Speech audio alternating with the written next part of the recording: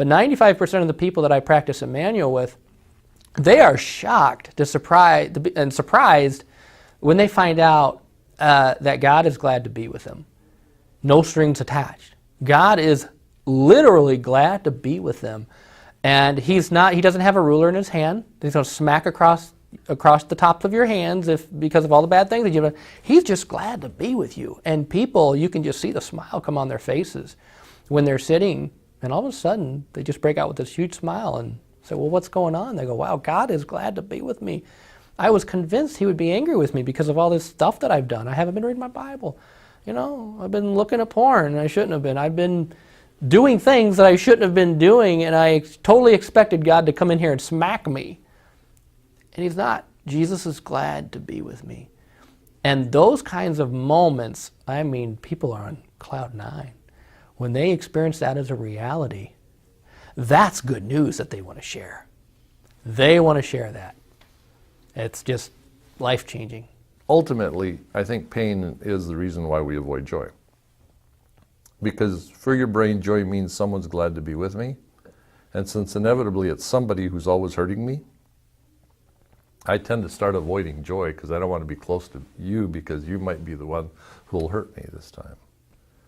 It's really great the first few times you smiled at me, but, after I spilled my coffee on your shoe or, you blew your interview, or then maybe you're not going to be glad to see me again, And then so that fear of pain makes me back away from the possibility of joy. And I really think that's probably the big dynamic on earth that keeps us all in a fairly low joy state. There is a more sane way to experience life. And I don't have it all together, like I said, but connecting with God as if he's actually there, and the scriptures really, that is the viewpoint of scripture, is that he is there, it makes so much more sense. And so I'm becoming elated about that, because why wouldn't God be there? Why shouldn't I sense him if he is there? Why does it just have to be theoretical and why do I have to conjure up? No, he's actually there. So let me relate to him like he's there. That makes much more sense to me. I understand pain. And I also understand the joy and the freedom of Jesus Christ and experience it regularly. And I want that for everyone. It's that simple. Well, my wife and I loved each other, but it was kind of coexistence.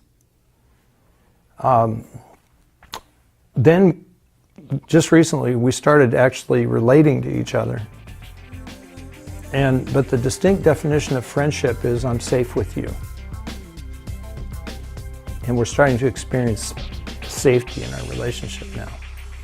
We're starting to experience friendship in our relationship. We're having conversations that would have been gasoline on a fire now, and now they're not. We're actually able to engage, own our own stuff in the interaction. If it gets too hot, hopefully one of us will see, hey, I'm triggered, need a break. But always with the intention now of, hey, I want to come back. And verbalizing that, trying to verbalize that. I always try to verbalize that. So in answer to your question, we're becoming, we're falling in love again. We're becoming friends. And I could almost say we're falling really in love for the first time.